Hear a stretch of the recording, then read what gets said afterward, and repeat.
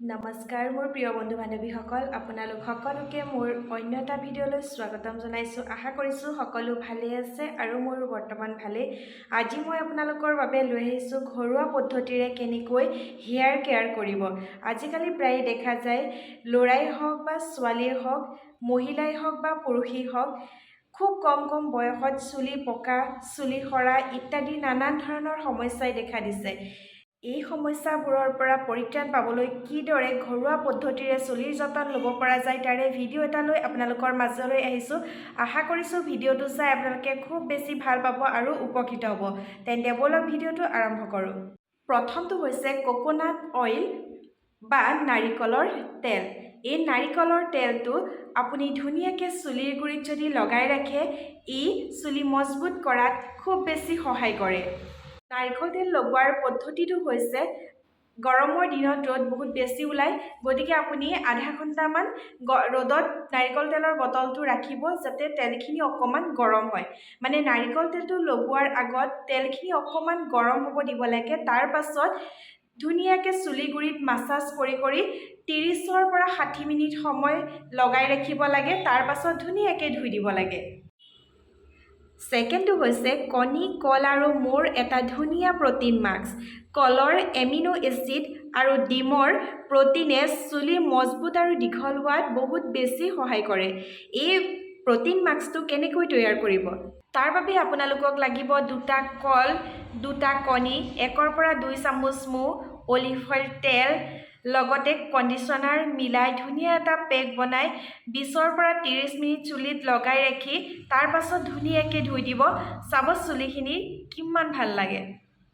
থাৰ্ডটো হৈছে পিঁয়াজৰ ৰস। পিঁয়াজৰ ৰসত যথেষ্ট পৰিমাণে ছালফাৰ থাকে কাৰণে আমাৰ চুলি বৃদ্ধিত পিঁয়াজৰ ৰসে বহুত বেছি সহায় কৰে।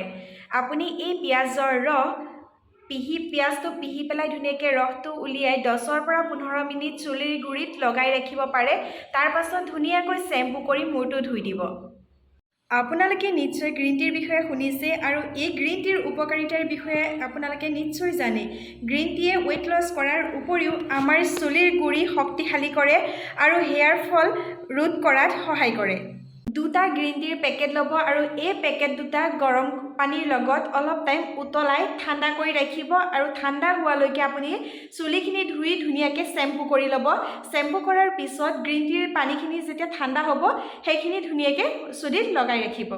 নেক্সট হৈছে মিঠিগুটি। এই মিঠিগুটিৰ উপকাৰিতা বহুত আছে, তাৰে এটা ক'ব বিচাৰিছোঁ। আপোনাৰ চুলিৰ শক্তিশালী কৰাত সহায় কৰে, ডেণ্ড্ৰফ যি আছে সেই ডেণ্ড্ৰফ নাইকিয়া কৰাত সহায় কৰে আৰু চুলি সৰা সমস্যা যি আছে এই সমস্যাও এই মিঠিগুটিয়ে ৰোধ কৰে।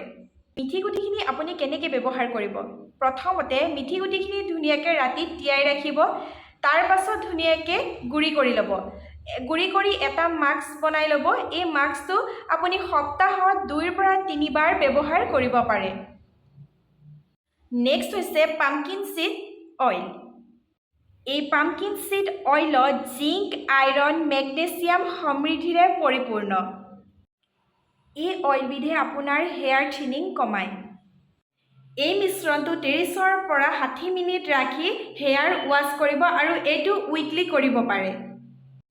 নেক্সট হৈছে ৰাইচ ৱাটাৰ। ৰাইচ ৱাটাৰত এমিনো এচিড, ভিটামিনছ আৰু মিনাৰেলছ থাকে কাৰণে আমাৰ চুলি শক্তিশালী কৰাত সহায় কৰে। এই পানী আপুনি শ্বেম্পু কৰাৰ পিছত চুলিত ধুনীয়াকৈ সানি ৰাখিব পাৰে। এইকেইটা টিপছ আপুনি যদি 6-7 সপ্তাহ ব্যৱহাৰ কৰে তেতিয়াহ'লে এটা ধুনীয়া ফলাফল দেখিবলৈ পাব। গাঢ় চুলিৰ কাৰণে প্ৰ'টিন, আইৰণ আৰু ওমেগা 3 যুক্ত খাদ্য আমি ব্যৱহাৰ কৰিব লাগিব। যিমান পাৰে সিমান চুলি গুৰিত মাছাজ কৰিব আৰু মাছাজ কৰোঁতে সদায় নাৰিকল তেলহে ব্যৱহাৰ কৰিব। যিমান পাৰে নাৰিকল তেল ব্যৱহাৰ কৰিব। নাৰিকল তেলটো অকণমান গৰম কৰি ল'ব। একেবাৰে শেষত আপোনালোকক ইম্পৰ্টেণ্ট কথা এটা জনাওঁ যে চুলি গুৰিত কেতিয়াও গৰম পানী ব্যৱহাৰ নকৰিব, ঠাণ্ডা পানী ব্যৱহাৰ কৰিব আৰু মাইল্ড শ্বেম্পু ব্যৱহাৰ কৰিব। আশা কৰিছোঁ ভিডিঅ'টো প্ৰথমৰ পৰা শেষলৈকে চালে আৰু কেনে পালে তলৰ কমেণ্ট বক্সত জনাবলৈ নাপাহৰিব। যদি ভাল পাইছে এটা লাইক কৰিব, কমেণ্ট কৰিব, লগতে চেনেলটো ছাবস্ক্ৰাইব কৰি দিব আৰু আপোনালোকৰ যিমান বন্ধু বান্ধৱী আছে সকলোলৈকে শ্বেয়াৰ কৰি দিব। তেন্তে আজিলৈ আহিছোঁ, পুনৰ লগ পাম অন্য এটা ধুনীয়া ভিডিঅ'ৰ সৈতে। সকলো ভালে থাকক, সুস্থ থাকক।